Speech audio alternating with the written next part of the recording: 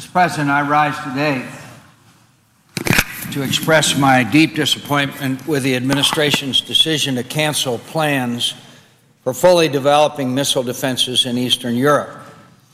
This decision calls into question the security and diplomatic commitments the United States has made to Poland and the Czech Republic, and I believe it has the potential to undermine American leadership in Eastern Europe. Given the strong and enduring relationships we have forged with the region's nations since the end of the Cold War, we shouldn't, I believe, take steps backward in strengthening these ties. Yet I fear the administration's decision will do just that, and at a time when Eastern European nations are increasingly wary of renewed Russian aggression. The administration's decisions to abandon these sites come at a time when the U.S. is in the midst of negotiations with Russia on reducing strategic nuclear weapons. Russia has long opposed the planned missile defense sites in Europe and has on numerous occasions tried to link reductions in offensive strategic nuclear arms with defensive capabilities such as missile defense. In fact, President Putin, on many occasions, has stated in very belligerent tones his opposition to this agreement that was already made between the United States and Poland and the Czech Republic. The U.S. should reject the Russian attempt to further this argument and capitalize on these ongoing negotiations. As rogue nations, including North Korea and Iran, push the nuclear envelope and work tirelessly to develop weapons capable of reaching America and its allies, we must aggressively develop the systems necessary to counter such belligerent efforts and enhance our national security, protect our troops abroad, and support our allies. Enhancing missile defense capabilities in Europe is an essential component to addressing threats we currently face and expect to face in the future. As Iran works to develop ballistic missile capabilities of all ranges, the United States must reaffirm its commitments to its allies and develop and deploy effective missile defense systems. Mr. President, I'd like to point out two important factors. The United States of America does not believe that missile defense systems are in any way a threat to any nation.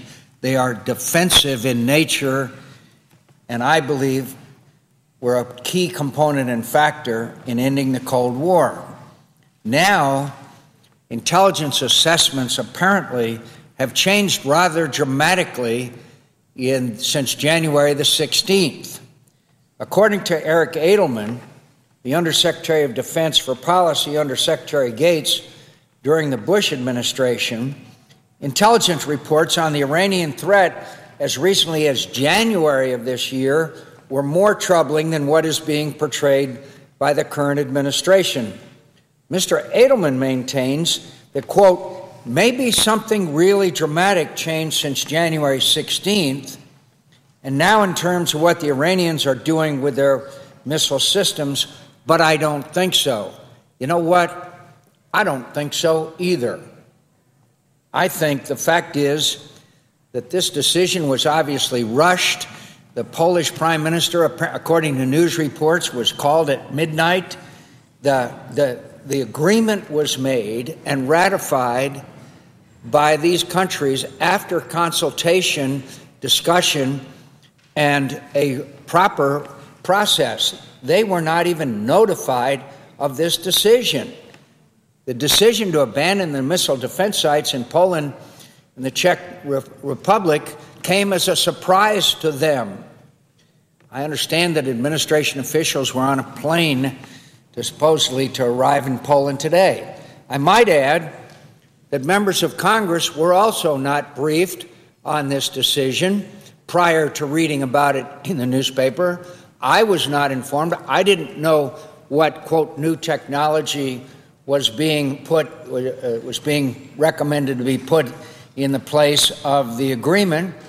And as short a time ago as August 20th, the United States said, quote, the United States is committed to the security of Poland and of any U.S. facilities located on the territory of the Republic of Poland. the United States and Poland intend to expand air and missile defense cooperation, etc. We all know that the Iranian ballistic missile threat is real and growing. We all know that the administration is seeking the cooperation and help of the Russians. Now we will see. Now we will see. Why was this agreement rushed into, or the abrogation of an agreement? Why was the abrogation of this agreement between the United States with Poland and the United States with the Czechoslovakia rescinded in such a dramatic and rushed fashion? We all know that the Iranian ballistic missile threat is real and growing. How many times have the, quote, intelligence estimates been wrong, dating back to and including the Cold War? As many times as they've been right, I tell my colleagues, whether it be their assessment about the war in Iraq or whether it be the capabilities of many of our adversaries, including the Korean buildup, which we have been consistently wrong. So Poland and the Czech Republic asked what many at the time perceived an unpopular agreement. Despite threats from Russia, both governments recognized the importance such a defense capability would provide to their citizens and to Europe as a whole, and agreed to allow the United States to place ground-based interceptors in Poland and a mid-course radar site in the Czech Republic. What are these countries going to do the next time we want to make an agreement with them, Mr. President? In view of the way that this decision was made and was announced without their, or shall I say, made known to the media before they were even told about it. So it'll be very interesting to what we get in return. It sounds like,